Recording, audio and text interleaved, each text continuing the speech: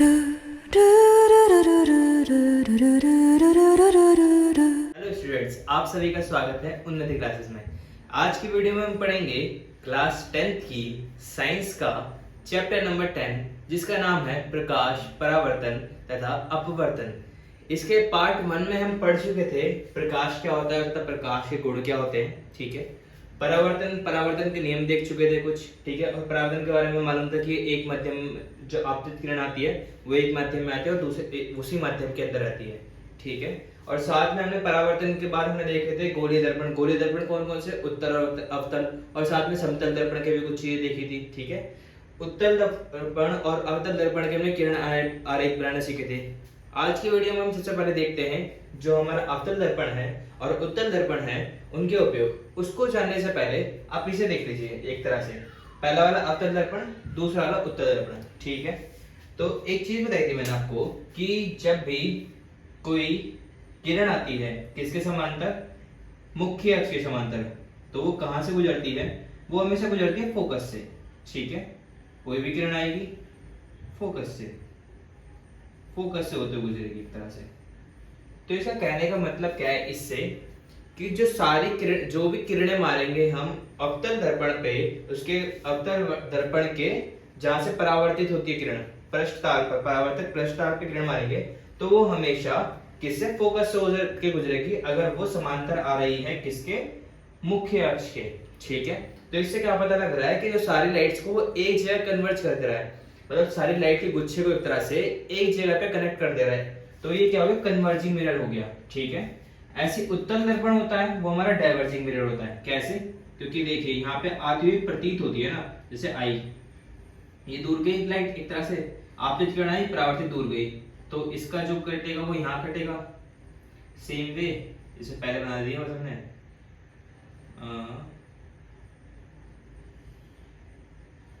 This में, मतलब कि कोई भी किरण आएगी वो परावर्तित होगी यहीं पे, तो फोकस पे काटेगी एक तरह से, पीछे जाकर प्रतीत होगी।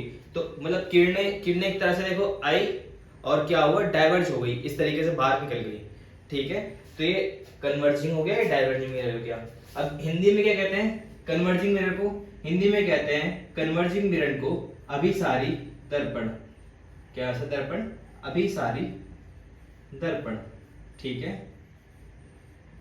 और वहीं उत्तल दर्पण को क्या कहते हैं, उत्तल दर्पण को कहते हैं अपसारी दर्पण,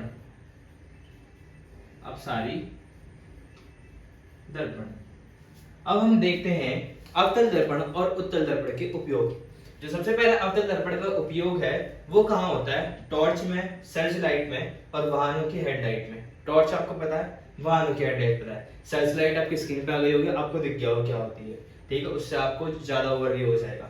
वाहनों की हेडलाइट से मतलब क्या है, एक तरह से ये ना एक जो किरणें आती है, किरणों के पुंज को एकत्रित कर देती है। जैसे आप एक रोड पे जा रहे हैं, ठीक है, अगर आप लाइट ऑन करेंगे हेडलाइट, तो आपको मालूम पड़ेगा दो तरह की होती है, एक तो जो कि डाइवर्ज कर देती है, ठीक है। दूसरा वाला कौन सा हो गया, जो एक तरह से लाइट को बिल्कुल सीधे रोड पे दिखाती है। आपने देखा होगा कि आपकी बाइक यूं सीधे जा रही है, तो आप अगर लाइट ऑन कर देंगे तो वो आगे तक का रास्ता दिखाती है, एक सीधी लाइट हेडलाइट मार दे तो, ठीक है। इस तरीके का मतलब है। दूसरा है दंत विशेषज्ञ। दंत विशेषज्ञ से मतलब क्या है कि जब भी हमारा ऑब्जेक्ट, मतलब कि वस्तु हमारे पास होती है तो उसका और बड़ा प्रतिबिंब चाहिए, तो दंत विशेषज्ञ, दंत विशेषज्ञ मतलब है डेंटिस्ट, मतलब कि छोटी इमेज का उससे भी बड़ा हमें कुछ उसका इमेज चाहिए, तो हम दंत विशेषज्ञ।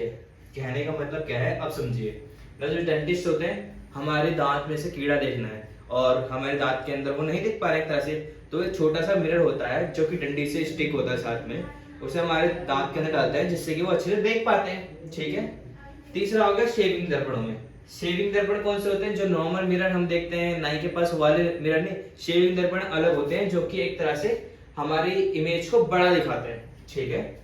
सौर भट्टियों में सूर्य के प्रकाश को केंद्रित करने के लिए बड़े अवतल दर्पणों का उपयोग किया जाता है, ठीक है। सौर भट्टियां मतलब कि सोलर, हाँ सौर भट्टी मतलब, ठीक है।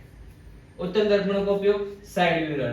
देखिए उत्तल दर्पणों के हमने दो बनाए थे ना, ठीक है, दो बनाए थे। तो क्या था कि जो छोटी ऑब्जेक्ट है उसकी हमें, सॉरी, बड़ा ऑब्जेक्ट रखते हैं तो उसकी छोटा प्रतिबिंब मिलती है हमें, और सीधा मिलता है और आभासी मिलता है, आभासी और सीधा मिलता है, ठीक है। इसी तरीके से हम इसका एग्जांपल देख सकते हैं, जैसे कि बहुत बड़े बड़े ट्रक होते हैं, हमें अपना जो एक तरह से मोटरसाइकिल चला रहे हो आप, तो आप देखोगे कि मोटरसाइकिल गाड़ी चला रहे हो तो आप देखोगे साइड का जो मिरर होता है वो बहुत बड़े बड़े ट्रकों को भी उसके अंदर दिखा देता है, एक तरह से बड़ी वस्तुओं की छोटा पड़ते हुए उत्तल दर्पण दिखाता है। जो साइड में भी मिरर होते हैं वो कैसे बने होते हैं, उत्तल दर्पण से। दूसरा हो गया सिक्योरिटी मिरर। सिक्योरिटी मिरर आपने देखा होगा मेट्रो स्टेशन पे और काफी और जगह पे, नहीं देखा है तो स्क्रीन पे देख लीजिए अब, ठीक है। बस ये बताना था। इसके बाद हम देखते हैं अब इनके जो एक तरह से दर्पणों के चिन्ह परिपाटी। चिन्ह परिपाटी का मतलब क्या होता है, कि मतलब कि क्या होता है, क्या चीजें, ये सारी अभी देखते हैं चल के देखते हैं। अब हम देखते हैं चिन्ह परिपाटी। चिन्ह परिपाटी से मतलब क्या होता है वो देखते हैं, ठीक है। पहले ने नॉर्मल एक अवतल दर्पण बना दिया, ठीक है। इसमें कुछ पॉइंट्स हैं जो कि हमारी किस में मदद करेंगे, न्यूमेरिकल्स, मतलब जो इनके सवाल होते हैं ना फिजिक्स से रिलेटेड, ठीक है, उसमें मदद करेंगे, ठीक है। पहली चीज, कुछ चीजें इसके अंदर जो हम लिखेंगे और समझेंगे। सबसे पहली चीज क्या है, सबसे पहली चीज ये है कि जब भी हमें कोई किरण, मतलब कि किरण आएगी तो हमेशा कहां से आएगी, वो बाईं ओर से आएगी, ठीक है। किस ओर से आएगी, बाईं ओर से आती है हमेशा किरण। कोई किरण आएगी तो इस तरफ से आएगी, सिंपल सी बात। पहला, कोई किरण आएगी तो बाईं ओर से आएगी, बाईं ओर से किरण, ठीक है। दूसरी बात, कोई भी दूरी नापी जाती है कहां से, ध्रुव से, दर्पण के ध्रुव से, ठीक है। तो अब ये दूसरी बात हो गई, ध्रुव से नापी जाती है। अब इसी में एक बात बताता हूं, जैसे कि जो हमारा ऑब्जेक्ट है, जो हमारा देखो ध्रुव से नापी गई बाईं ओर की दूरियां, सभी दूरियां ऋणात्मक होती हैं। ऋणात्मक मतलब नेगेटिव, मतलब इधर की सभी दूरियां नेगेटिव होंगी और वहीं दूरियां जो इधर नापी गई हैं वो पॉजिटिव होंगी, ठीक है। चाहे वो अवतल दर्पण हो चाहे वो उत्तल दर्पण हो। अभी और समझेंगे धीरे धीरे करके। ऊपर की दूरियां पॉजिटिव होंगी, वहीं नीचे की दूरियां नेगेटिव होंगी। अब इनको नेम देते हैं, ठीक है। एक सपोज करते हैं कि हमारा ऑब्जेक्ट ये है, ठीक है। ए और बी से नेम दे दिया, तो एक तरह से जो हमारी दूरी और हाइट दोनों का चीज को डिफरेंस देखेगा, जो हमारा एक तरह से हमारा ऑब्जेक्ट ध्रुव से कितनी दूरी पर है उसे हम एक तरह से यू कहते हैं। यू क्या होता है हमारा, यू होता है हमारा कि जो हमारा ऑब्जेक्ट है, ऑब्जेक्ट मतलब वस्तु है, वो ध्रुव से कितनी दूरी पर है, और वो हमेशा उसकी यू मतलब होता है कितनी दूरी है, तो वो हमेशा नेगेटिव ही होती है। यू हमेशा, चाहे वह अवतल दर्पण हो या उत्तल दर्पण हो, चाहे कोई लेंस हो, ठीक है, तो वो हमेशा यू होता है हमारा नेगेटिव ही होता है, ठीक है। यू क्या होता है, नेगेटिव होता है, पहले पॉइंट लिख दिया। इसके बाद हम जैसे नेगेटिव होता है तो आपको मालूम पड़ गया, ठीक है। दूसरी बात क्या है कि ये होती है वस्तु की दूरी, वस्तु की दूरी, और v होता है हमारा प्रतिबिंब की दूरी। ये केसेस बाय केसेस डिपेंड करता है, ये पॉजिटिव होगी या नेगेटिव होगी, ठीक है। कभी पॉजिटिव, देखो अभी तो नेगेटिव होगी, दूरी की बात कर रहे हैं, इस बात को ध्यान दीजिएगा। मैं ये कह रहा हूं एक तरह से ये हमारी प्रतिबिंब हो गई, तो ये हमारी नेगेटिव होगी। क्यों नेगेटिव होगी, इस बात के लिए ना जी, क्योंकि ये ध्रुव से इस तरफ है। ये तो लंबाई की बात हो रही है, लंबाई और इसमें फर्क है, ठीक है। जो हमारी हाइट है ऑब्जेक्ट की, वो हमेशा पॉजिटिव होती है। Height of object h o लिखते हैं, सिर्फ उसे एच ओ लिख देते हैं, या कभी कभार सिर्फ एच भी लिख देते हैं, उसे वो हमेशा पॉजिटिव होती है। वहीं जो एच डैश है, मतलब एच डैश से क्या मतलब होता है, हाइट ऑफ इमेज, वो क्या होती है, हमेशा ज्यादातर नेगेटिव होती है और कभी कभी पॉजिटिव भी हो जाती है जब प्रतिबिंब आभासी और सीधा बनता है, ठीक है। ये चीज आवर्धन के अंदर है, बट मैं आपको यहाँ पर बता देता हूँ, ठीक है। इस बात से आप क्लियर कर सकते हो कि एक तरह से जो ऊपर की वस्तु है और इधर की वस्तु है, ठीक है, वो पॉजिटिव होगी। कहां से, ध्रुव से लेके देखेंगे तो, ठीक है। वही जो इधर की वस्तु है और इधर की वस्तु है वो नेगेटिव होगी, ठीक है, नीचे की वस्तु है। सिंपल सी बात ये है। ये वाला एक तरह से इसे बॉक्स के अंदर बंद कर दिया और इसे भी बॉक्स के अंदर बंद कर दिया, सिंपल बात हो गई। अब मैं ये बता रहा था कि एच डैश पॉजिटिव कब होगा और एच डैश नेगेटिव कब होगा। एच डैश नेगेटिव जब होगा जब वास्तविक होगा हमारा, क्योंकि वास्तविक होता है तो वह हमेशा उल्टा होता है, वास्तविक व उल्टा, ठीक है। प्रतिबिंब जब हमारा वास्तविक और वास्तविक होगा तो सिंपल सी बात है, वास्तविक और उल्टे का कॉम्बिनेशन होता है तो वो हमेशा नेगेटिव ही होगा, h डैश, हाइट की बात कर रहे हैं। और पॉजिटिव क्या कब होगा हमारा h dash, same way h dash positive जब होगा जब हमारा ये आभासी और सीधा बनेगा, ठीक है, आभासी व सीधा। और अवतल दर्पण में हमेशा फोकल लेंथ या फोकस दूरी वो हमेशा नेगेटिव होती है, वहीं उत्तल दर्पण में फोकस दूरी पॉजिटिव होती है। वही वक्रता केंद्र की बात है कि इसमें नेगेटिव होती है अवतल में और उत्तल में पॉजिटिव होती है। इसका एक बार रिकैप कर लेते हैं, इसके बाद आवर्धन देखते हैं, ठीक है। सबसे पहली चीज क्या मैंने बताई, सबसे पहली चीज बताई कि वस्तु की दूरी, ध्रुव से लेके जो वस्तु की दूरी है, वस्तु की दूरी हमेशा नेगेटिव होती है, मतलब ऑब्जेक्ट की दूरी। एक तरह से कोई मेरे सामने उत्तल दर्पण रखा है तो मैं कितनी दूर हूँ, जितनी दूर हूँ मैं उसका एक तरह से वो हो गया, क्या कहते हैं, वस्तु की दूरी u हो गया, और u हमेशा नेगेटिव होता है, ठीक है, पहली बात। दूसरी बात, ये हाइट ऑफ ऑब्जेक्ट हो गई, एक तरह से हाइट ऑफ h लिख देते हैं सिर्फ सिंपली इसे, ठीक है। और ये h डैश हो गया हमारा जो कि फिलहाल नेगेटिव है। v होता है प्रतिबिंब की दूरी, कि प्रतिबिंब की दूरी पे बना है, वो भी कभी नेगेटिव होता है कभी पॉजिटिव होता है, ठीक है, क्योंकि कभी कभार हमारा प्रतिबिंब दर्पण के पीछे बन जाता है, और उत्तल दर्पणों में तो आभासी और सीधा ही बनता है, हमने जैसे देखा था। हमने हाइट ऑफ ऑब्जेक्ट इमेज के बारे में पढ़ लिया, अब हम इसके बाद देखते हैं आवर्धन क्या होता है, ठीक है। तो अब हम पढ़ते हैं आवर्धन के बारे में। आवर्धन होता क्या है, ठीक है। आवर्धन होता है जो गोलीय दर्पण होते हैं, जैसे अवतल दर्पण हो गया और उत्तल दर्पण हो गया, द्वारा उत्पन्न व अपेक्षित विस्तार, ठीक है। ये बात अभी आपको समझ में आएगी, अपेक्षित विस्तार क्या क्या है, जिससे ज्ञान होता है, जिससे हमें मालूम पड़ता है कि कोई प्रतिबिंब बिंब की अपेक्षा कितना गुना आवर्धित है, ठीक है। आवर्धित मतलब बड़ा है, कितना है, छोटा है, इससे मतलब ये है। इससे मतलब क्या है, गोलीय दर्पण जो होते हैं, अवतल दर्पण और उत्तल दर्पण दो होते हैं, ये बताता है उत्पन्न व अपेक्षित विस्तार, जिससे हमें क्या पता लगता है कि कोई जो प्रतिबिंब है, मतलब प्रतिबिंब मतलब कि इमेज है, वो कितनी बड़ी या छोटी बनी है एज कंपेयर टू ऑब्जेक्ट, वस्तु के मुकाबले, वस्तु कह लो या बिंब कह लो, ठीक है। बिंब की अपेक्षा वह कितनी बड़ी बनी है प्रतिबिंब से, ठीक है, प्रतिबिंब कितनी बड़ी है, प्रतिबिंब बिंब की अपेक्षा कितनी बड़ी या छोटी बनी है, ये बताता है हमें आवर्धन, ठीक है। और इससे प्रतिबिंब की ऊंचाई तथा बिंब की ऊंचाई के अनुपात के रूप में व्यक्त किया जाता है, ठीक है। इससे प्रतिबिंब की ऊंचाई तथा बिंब की ऊंचाई के अनुपात के रूप में व्यक्त किया जाता है। इसका मतलब क्या है कि जो हमारा आवर्धन होता है हमने m से डिनोट किया। दूसरी बात, किस अनुपात में दर्शा सकते हैं, प्रतिबिंब की ऊंचाई h डैश बटे में h, ठीक है।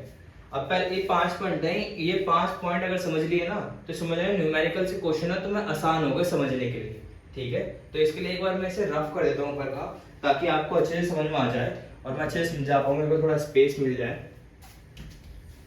तो चलिए चलते हैं, करते हैं।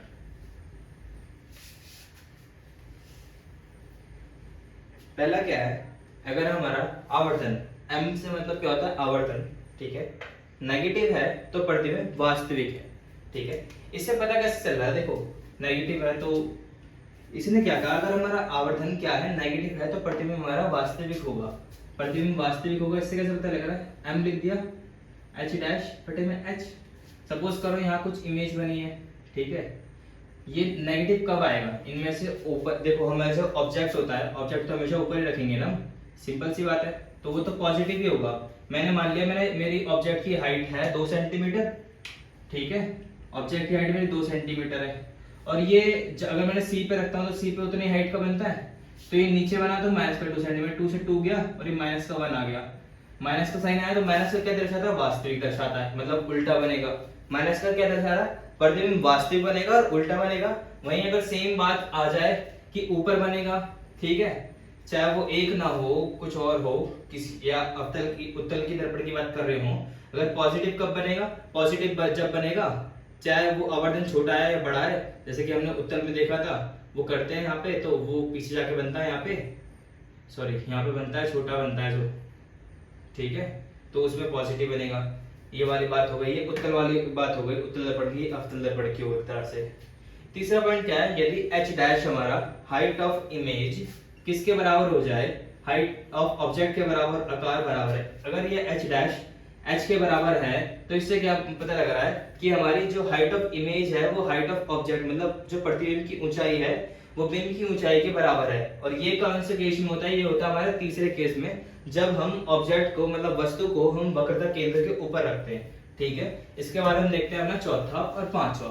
ठीक है, चौथा क्या है, अगर हमारा h डैश से मतलब क्या है, प्रतिबिंब की ऊंचाई। याद रखिए, बार बोलते रहिए मेरे साथ साथ, h डैश से क्या मतलब है, प्रतिबिंब की ऊंचाई। ठीक है, प्रतिबिंब की ऊंचाई। ठीक है, और h से मतलब क्या है, बिंब की ऊंचाई, बिंब या वस्तु की ऊंचाई।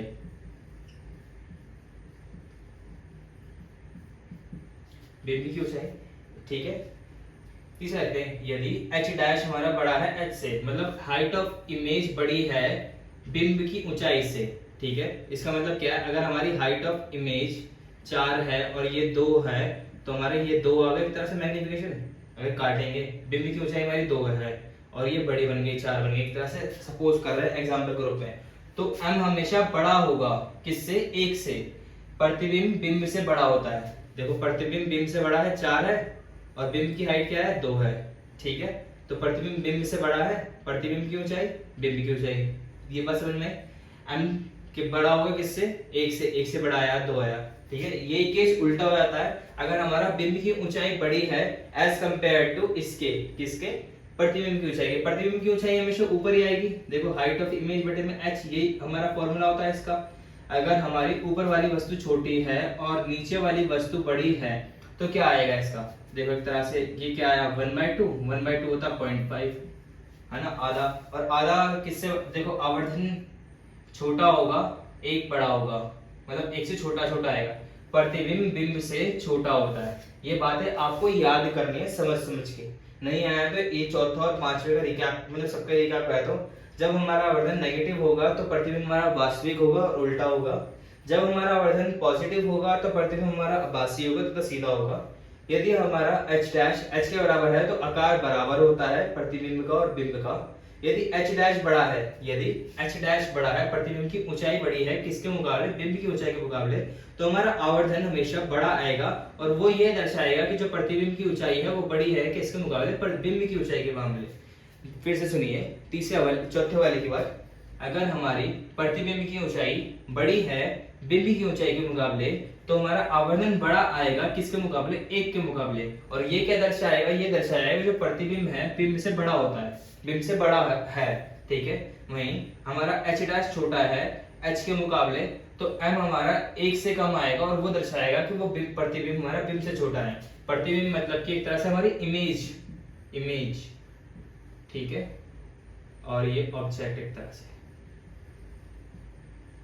ठीक है, अब हम देखिए समतल दर्पण। समतल दर्पण का जो हमेशा मैग्निफिकेशन मतलब आवर्धन होता है ना वो +1 होता है। +1 में 1 प्लस क्या दर्शाता है, प्लस दर्शाता है कि आभासी है और 1 दर्शाता है कि वो प्रतिबिंब के आकार का है। समतल दर्पण तो हम घरों में इस्तेमाल करते हैं, जैसे हम दिखाई दे रहे हैं वैसे दिखाई देता है। प्लस क्या होगा, सीधा, आभासी मतलब सीधा, और 1 मतलब सेम आकार। ठीक है, 1 क्या दर्शाता है, सेम आकार का है। ठीक है, इसी के साथ हमारे पार्ट सेकंड खत्म होता है। अगर आपको ये वीडियो पसंद आई हो तो शेयर कीजिए। जो हमारे इससे रिलेटेड न्यूमेरिकल से सवाल है जैसे उदाहरण 10.1, उदाहरण 10.2, वो हम चैप्टर के लास्ट में करेंगे। उसके लिए एक सेपरेट वीडियो बनाएंगे जिससे कि आपको आसानी हो और एक ही बारी में आप सारे न्यूमेरिकल्स कर सकें। अगर आपको ये वीडियो पसंद आई हो तो चैनल को सब्सक्राइब करें, शेयर करें, लाइक करें, कमेंट करें। ठीक है, बस यही बोलना चाहूँगा। Thank you so much for watching the video.